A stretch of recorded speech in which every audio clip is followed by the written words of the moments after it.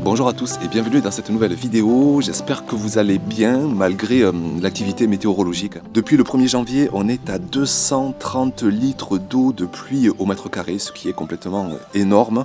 Je sais que vous êtes très nombreux à subir ces intempéries, pire, certains qui perdent leur maison. Il y a vraiment des catastrophes en ce moment. Et quelque part, aujourd'hui, le sujet va être léger. On va parler de nos potagers.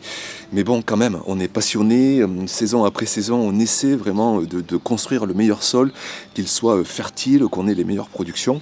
Et ce que je vous propose dans cette vidéo, c'est de faire le point. Quel impact de cette pluie dingue sur notre sol potager? Comment essayer de l'anticiper? Vous allez voir que moi, même avec ces grosses pluies, j'ai des parcelles, c'est assez incroyable. Elles s'en sortent très bien grâce à des méthodes que je vais vous montrer.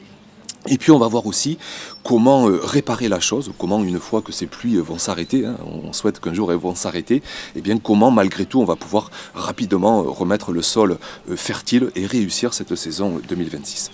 Donc première chose, l'impact de cette pluie. Il faut savoir que le sol, normalement, quand tout va bien, c'est juste 25% d'eau et 25% d'air, et puis après de la terre, du sable, du limon, de l'argile, un petit peu de matière organique. Et là, quand on a cette pluie à tout va, eh bien l'eau va prendre la place sur l'air. On a un sol qui va devenir complètement asphyxié. L'activité biologique va devoir descendre plus bas sous terre, ou pire encore, elle va mourir dans les situations les plus dramatiques. Et dans ces cas-là, première chose à faire, surtout, on ne touche à rien, parce que sinon on va rapidement faire de la pâte à modeler, on va casser la structure du sol, on va casser les micros, les macro-galeries, on va tout démolir. Donc on ne touche pas au sol, on ne cherche pas à l'améliorer, on ne marche pas dessus, on laisse tout ça tranquille, que ça reçue par la suite, que ça s'assèche un petit peu, et on verra tout à l'heure quoi faire pour revenir sur un sol bien fertile.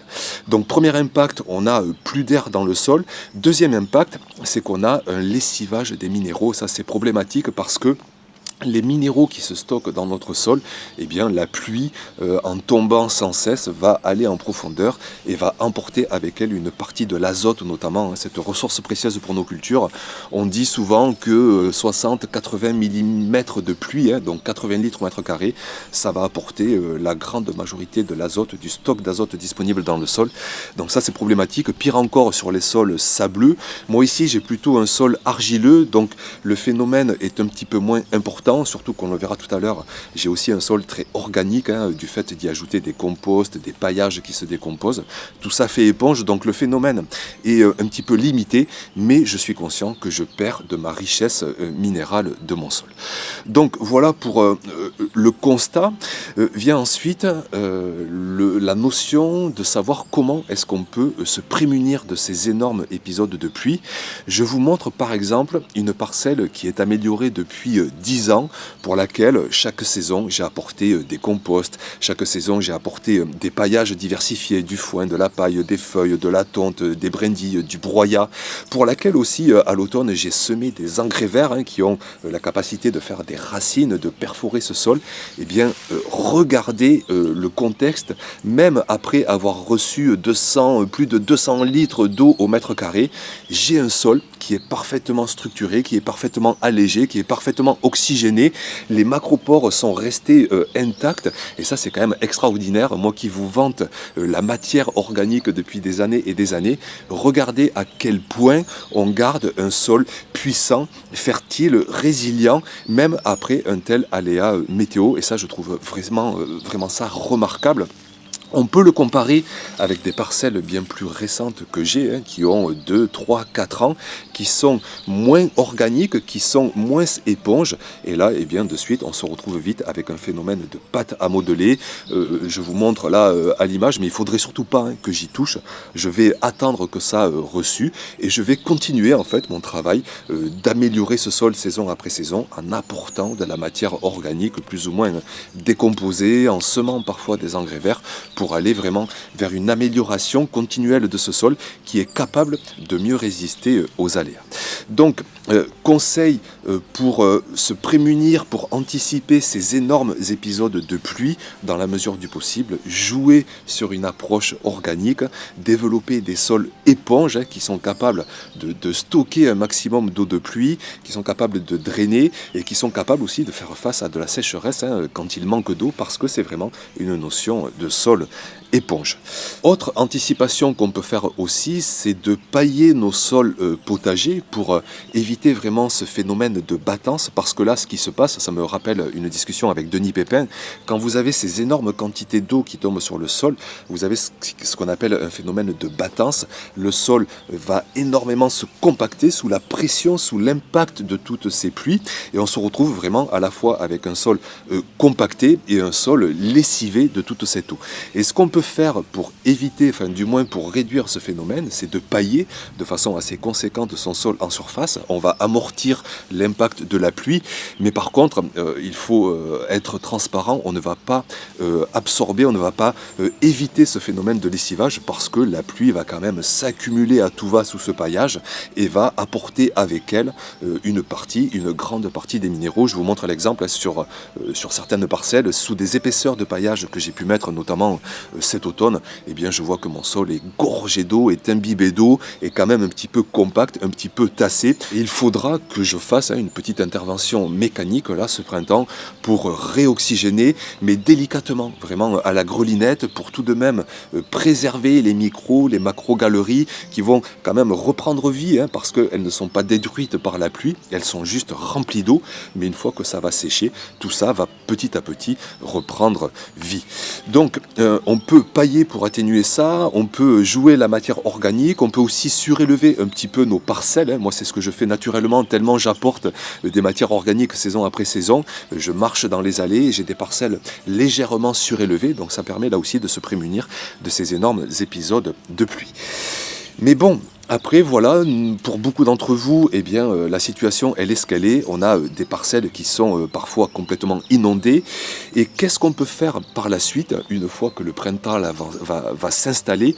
Qu'est-ce qu'on peut faire pour espérer de nouveau retrouver une totale fertilité? Donc je dirais qu'en premier lieu, on peut jouer sur une fertilisation azotée pour retrouver un beau stock d'azote disponible pour tous ceux qui n'ont pas la chance d'avoir un sol très organique, qui se sont fait lessiver les minéraux.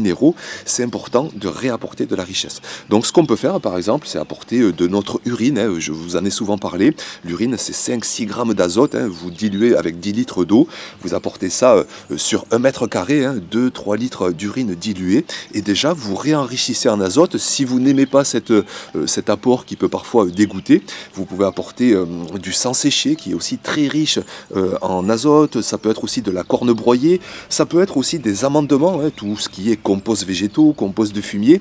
C'est beaucoup moins concentré en azote, mais si on en apporte des kilos, 2-3 kilos au mètre carré, eh bien petit à petit, ça va réenrichir notre sol potager et on pourra espérer rapidement avoir de bons résultats.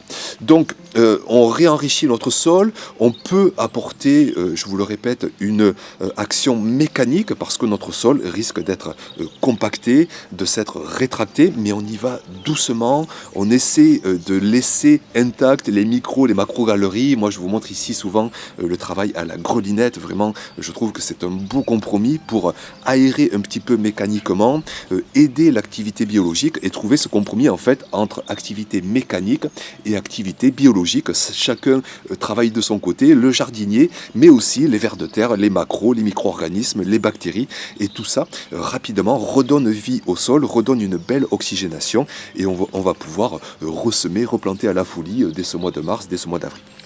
En parlant des semis, moi je peux vous dire que du coup, pour l'heure actuelle, déjà il y a le froid, parfois le gel, mais avec ce sol, je ne sème absolument rien en pleine terre. Les racines vont s'asphyxier, les graines risquent de pourrir. Je vous l'ai montré dans de précédentes vidéos. Pour l'instant, les semis, ils sont sous abri, en alvéole, en barquette, en godet, en presse-motte.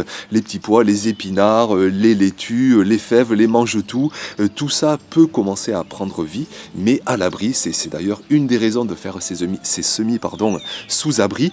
Et puis petit à petit, en espérant que cette pluie cesse, que la meilleure météo arrive. Et la meilleure météo, eh bien, c'est la météo qui ne dure pas, c'est-à-dire du soleil là comme ce matin.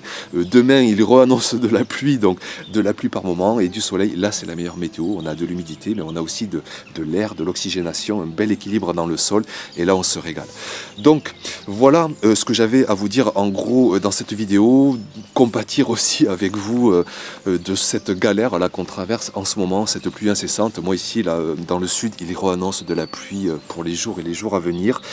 Donc patience, je vais continuer à semer sous abri, un petit peu à la maison pour quelques peut-être semis d'aubergines, de poivrons, et puis sous la serre, on va continuer à faire ces semis de culture précoces qu'on ira ensuite planter tranquillement durant ce mois de mars, ce mois d'avril, en espérant une météo un petit peu plus propice. Je vous remercie pour votre attention, d'être passé par ici, et puis à très vite bien sûr pour de prochaines vidéos. Ciao!